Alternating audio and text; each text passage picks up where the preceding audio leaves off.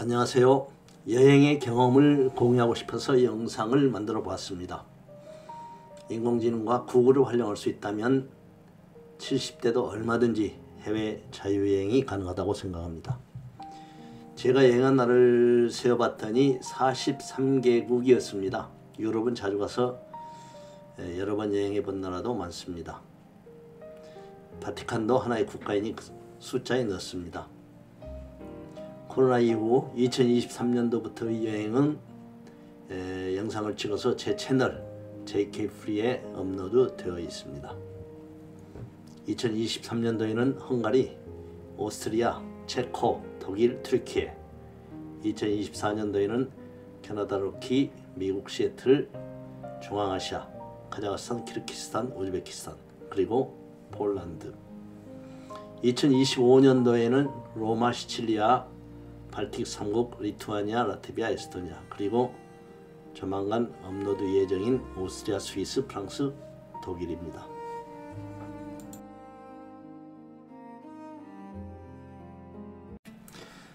자유여행에 참고가 될 만한 내용을 아래의 순서로 설명하겠습니다. 첫 번째, AI와 구글 활용 방법.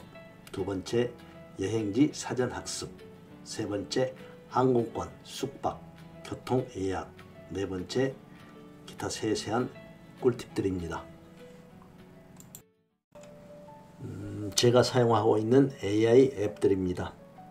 제 스마트폰에는 현재 챗GPT, 제미나이, 그록, 클로드 등이 깔려 있는데요.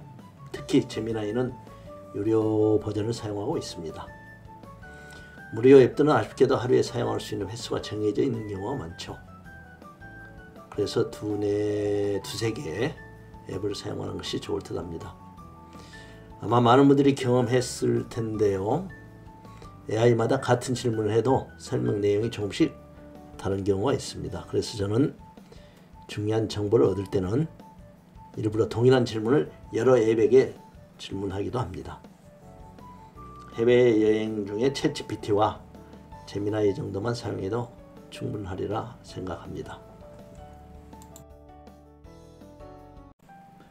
이 영상에 곧 이어 18박 19일 스위스, 오스트리아, 프랑스, 독일 여행 영상을 여러 편으로 나누어 조만간 업로드하겠습니다. 저의 다음 영상이 궁금하시면 구독과 알림 설정 부탁드립니다. 여행 시 AI 활용 방법입니다. 여행 중에 생기는 궁금한 모든 것을 AI에게 묻습니다. 여행 스케줄을 짜달라고 부탁하고 장소별로 설명을 부탁하기도 하죠. 외국어 표지 안내문, 레스토랑 메뉴, 마트의 제품 설명, 또 외국어 이메일이나 메시지, 건물, 조형물, 경관 등 사진을 찍거나 화면을 캡처하여 AI에게 파일 첨부하여 질문합니다. 과거에는 구글 렌즈를 썼지만 이제는 AI가 훨씬 편리하다고 생각합니다. 또 외국인과의 통역도 AI 몫입니다. 예를 들어서 한국어를 독일어로, 독일어를 한국어로 즉각적인 통역도 가능하죠. 과거에는 구글 번역기를 주로 사용했지만 이제는 주저 없이 AI에게 바로 질문합니다. 구글 지도 활용입니다. 나만의 일자별, 여행지별로 폴더를 만듭니다. AI에게 추천받은 여행지 이름을 구글 지도에서 검색해서 폴더별로 저장합니다. 그리고 추가로 여행지별로 나만의 메모를 저장해 둡니다. 이렇게 정리된 목록을 지도를 보면서 여행 효율적인 이동 경로를 정합니다. 또한 이 목록을 여행 동반자와 함께 링크를 공유해서 사용하면 대단히 효율적입니다. 이동 시 구글 지도 라이브 뷰 서비스를 이용하면 영상으로 길을 안내해 주기 때문에 복잡한 도시에서 길 찾기가 대단히 수월합니다. 구글 메모장, 구글 킵 활용 방법입니다. 물론 삼성 메모장이나 네이버 메모도 활용하면 좋죠.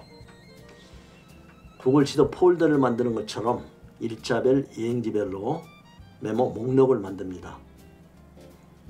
AI로부터 얻은 여행지별 정보를 거기에 입력합니다. 또 예약한 관련 티켓이나 QR코드 이미지, 여권 이미지 등 중요한 자료를 촬영해 업로드해 둡니다. 제가 사용하고 있는 여행 앱들입니다.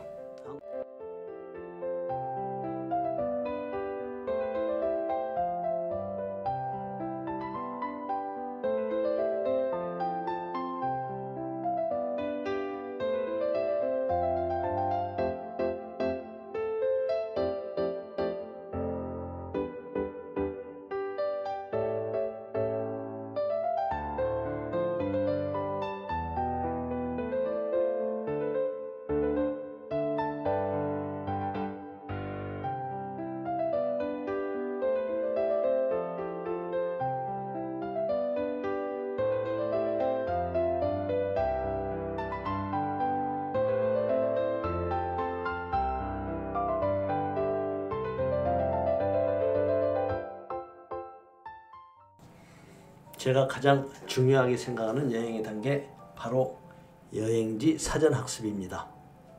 사람마다 여행의 목적이 다르겠지만 제 경우에는 여행을 통해 다름, 디퍼런스를 찾아보고 느껴보고 그것을 제 삶에 적용하는 것이라고 생각합니다. 현재의 삶의 패턴에서 벗어나 여행지의 자연, 사람, 역사, 문화, 정치, 경제 등 모든 면에서 무엇이 다를까, 왜 다를까를 알아보는 것이죠. 사전학습은 여행의 깊이를 결정하는 핵심 열쇠입니다.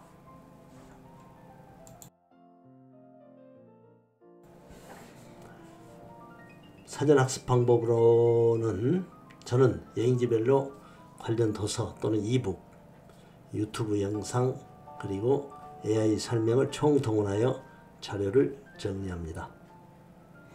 학습의 시작은 늘 역사 공부부터입니다. 주로 여행지의 땅의 역사, 그리고 사람, 인간의 역사입니다. 튀르키예 아나톨리아 반도의 경우에는 시대적으로 수많은 민족들이 지배하고 또 사라지는 경우가 많았습니다. 유시민 작가의 유럽 도시기행 시리즈 책자 같은 것은 저에게 많은 도움이 되었습니다. 단순히 사실 전달하는 것이 아니라 색다른 시선으로 해석하고 느끼는 지점들을 배울 수가 있었죠. 그리고 이 사전 학습 내용을 눈으로서 읽는 데 그치지 않고 MS 워드 등의 파일을 만들어 글을 낭독해주는 TTS, 텍스트 투 스피치 기능으로 들으면서 반복 학습하기도 합니다.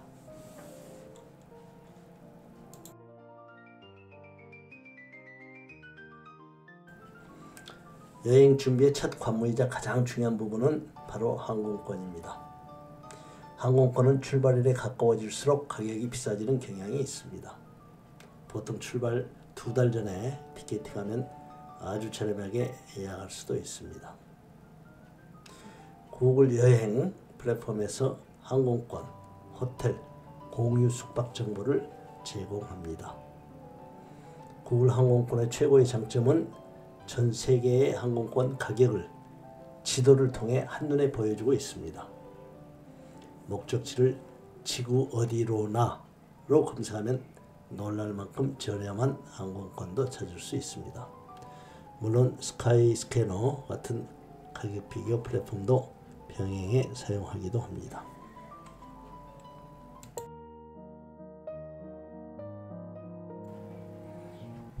대한항공 또는 아시아나 마일리지가 많다면 참고 바랍니다. 비즈니스 마일리지 좌석이 부족할 때는 제휴항공사 티켓이 최고의 대안입니다.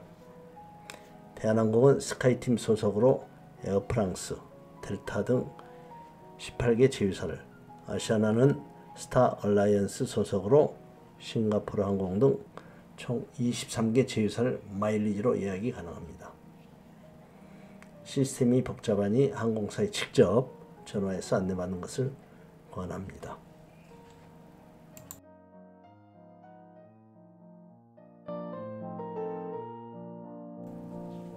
저는 주로 구글 여행의 호텔, 공유 숙박, 그리고 호텔스닷컴, Booking.com, 에어비앤비 앱을 활용해서 호텔과 에어비앤비를 주로 이용하고 있습니다. 곧 이어 업로드될 18박 19일 유럽 여행에서는 호텔 7곳, 에어비앤비 2곳을 이용했는데요. 여행이 길 때는 세탁이 필요한 시점에 에어비앤비를 활용하면 효율적입니다.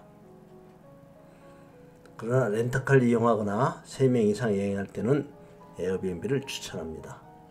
렌터카가 있으면 시내가 아닌 전원지역 숙소로 비용도 절감할 수 있죠.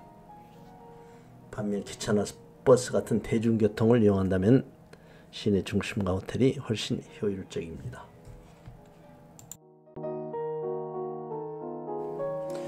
최근 유럽의 숙소는 온라인 사전 체크인으로 전환되고 있는 추세입니다. 과거에는 호텔 리셉션에서 여권을 보여주거나 에어비앤비에서는 호스트를 직접 만났죠. 온라인 체크인 시 필요한 정보는 여권 번호, 발급일, 유효기간, 발급 국가, 주소 등입니다. 이 정보를 영문으로 메모장에 미리 정리해두면 복사와 붙여넣기로 시간을 절약할 수 있습니다. 마지막으로 예약 시기입니다. 미리 예약하면 저렴하지만 취소 불가 상품은 일정 변경 시 손실이 생길 수 있다는 점 기억하세요.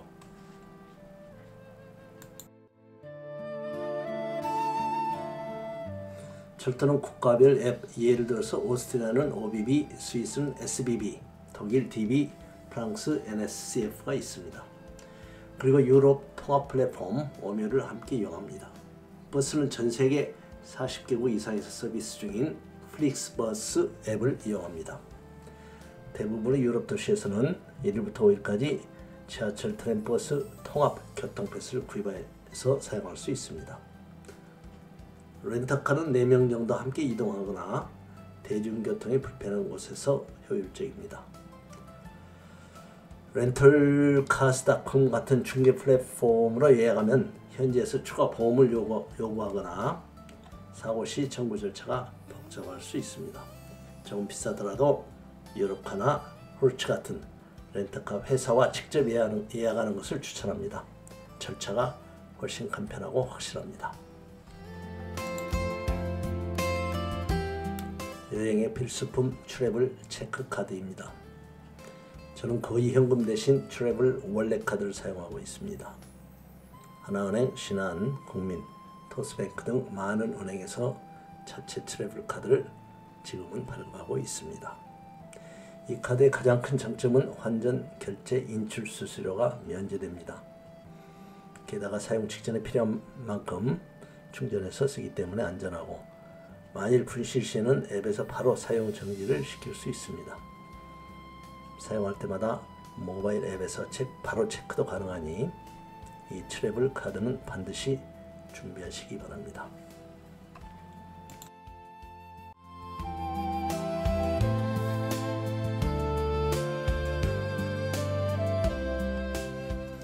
자유여행 중에 스마트폰을 잃어버리면 예약, 일정 등 모든 게 막막해집니다. 저는 항상 여러분의 스마트폰을 계정 동기화해서 최악의 상황에 대비합니다. 또한 분실 방지를 위해 벨트와 스마트폰을 연결하는 스트랩을 항상 사용하고요. 통신은 데이터 로밍이나 eSIM 중에서 선택해 사용합니다. 산악지역을 이동할 때는 배터리 사용량이 급격히 늘어날 수 있으니 저는 습관적으로 스마트폰을 비행 모드로 전환해 사용합니다.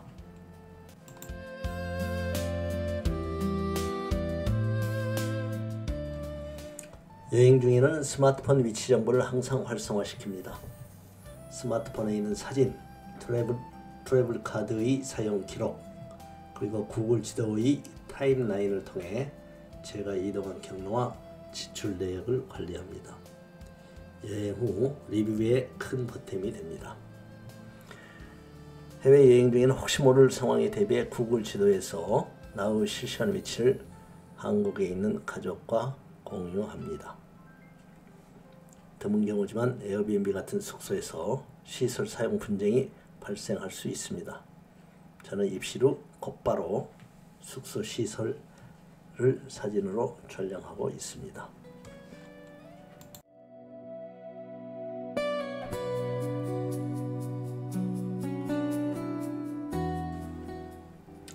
렌트카를 이용하지 않을 경우 짧은 시간 캐리어 보관이 필요한 경우가 발생합니다. 주요 기차역에는 캐리어 보관 시설이 있지만 24시간 기준으로 요금이 비교적 높습니다. 이럴 때는 AI 검색을 통해 역 부근의 캐리어 보관 서비스를 찾아보세요. 보통 역 보관소보다 50% 정도 저렴합니다. 그리고 유럽의 대부분의 숙소는 정규 업태가 우리와 달라 별도로 필요하고 화장실용 슬리퍼가 제공되지 않은 경우가 많으니 미리 준비해 가는 것이 좋습니다.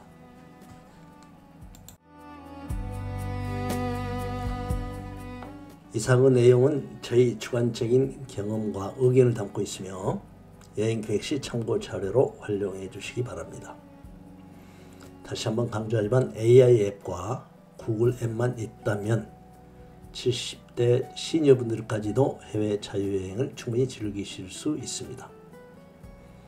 여행 관련 궁금한 점은 댓글로 남겨주시면 성심껏 답변해 드리겠습니다. 스웨스 대자연 영상이 곧 업로드됩니다. 구독과 알림 설정 부탁합니다.